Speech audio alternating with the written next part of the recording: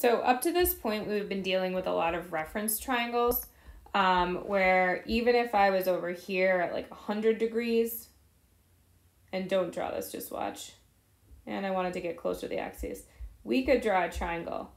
But if I'm up here at 90, there's really no way I can draw a triangle down to the x-axis, so I just call it a flat triangle. It's almost like this base became so small and headed this way that it's just a flat triangle. So it's really hard to talk about opposite adjacent hypotenuse, or really kind of impossible when you have a flat triangle. In the same way, I can draw a triangle for something small like 5 degrees, but if I have 0 degrees or 180, it's like the height has flattened and I no longer have a triangle. So what we do in these cases is we just have to really rely on that point on the unit circle. So here, let me just put a 0 here, I should have had that there. At 0 degrees, 0 radians, whichever measure you choose, the point on the unit circle is 1, 0. So we can see that the sine of 0 is 0 and the cosine of 0 degrees is 1. 0 degrees are radians. When we do tangent, we do y over x, or sine divided by cosine, which is 0 over 1, which is 0. So we're going to fill in this table. So up at 90, which is right here, we have 0, 1. So in radians, that's pi over 2. The point is 0, 1. So from here, we know the y value is sine, so the sine of 90 is 1. The cosine of 90 is 0, right, the x value, so I'm just going to write that up here, y and x. And then y divided by x, this is where things get interesting. For tangent, the tangent of 90 is actually undefined. So if you typed tangent of 90 degrees, making sure you are in radian mode, you would get no answer, or undefined, or an error, or something like that. 180 we know is pi. That point is -1, 0. The y value is 0. The x value is -1. Y divided by x. 0 divided by -1 is just 0. Working through the rest of them, and I would suggest just trying this on your own at some point. Here is the point down here. We'll just put those points on at 3 pi over 2, or 270. That is 0, -1.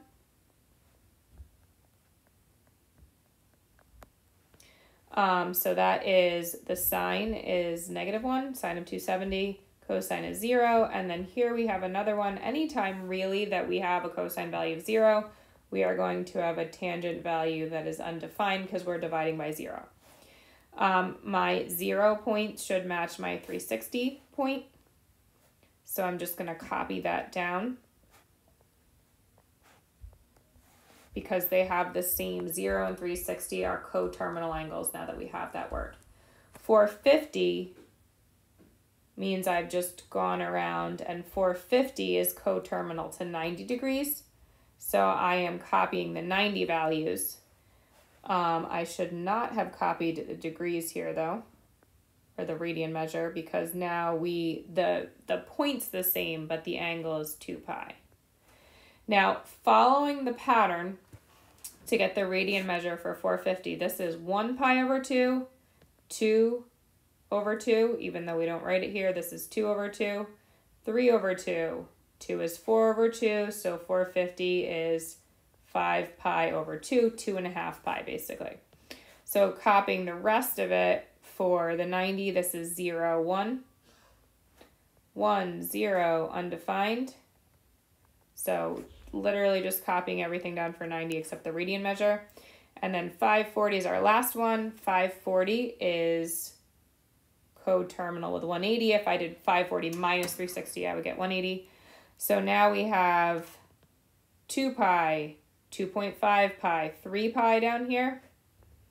Point is -1, 0. So we have 0, -1, and 0 for those values. Now, this table is important. This table is actually super important when we do things like graphing, but we can also just find single values like we did with the other problems. So down here, if I say the sine of 90, don't really draw a triangle because we just have that flat triangle. I would just write down the point, think about where 90 is, that's 0, 1, and I'd circle the y value and copy that down. For the tangent of 270, I would think about the point for 270, that's 0, negative 1. I would do y divided by x for tangent, and that would be undefined. Now, I know at this point you could just look back up at the table, but the idea is like, how do I do these without having a table? Because you're not going to draw this whole table every time. Cosine of pi. Pi, you should be good enough that you just know that's 180. You shouldn't have to really write it down at this point, so that's negative 1, 0. Cosine is x, so the cosine of pi is negative 1. Sine of 3 pi over 2, that's down at 270. Sine is the y value, so that's negative 1. 450, you probably, I know we just did this, but you probably want to find a coterminal angle for that, so that's 90. So this is equal also to the cosine of 90. The point at 90 is 0, 1. Oops, extra parentheses there, which was not necessary. So that cosine of 90 is 0 because it's the x value. Here, to find coterminal angles, we could convert that to degrees, but just like we can add or subtract 360, we could add or subtract 2 pi, right? That's one full rotation. So the sine of 3 pi is equal to the sine of 1 pi, or just pi. The point back at 180 is negative 1, 0. So the sine value is going to be the y value, which is 0. We can, for those last 2 pages, we could do any of these with secant or cosecant or cotangent, but we decided that at this level, this was enough.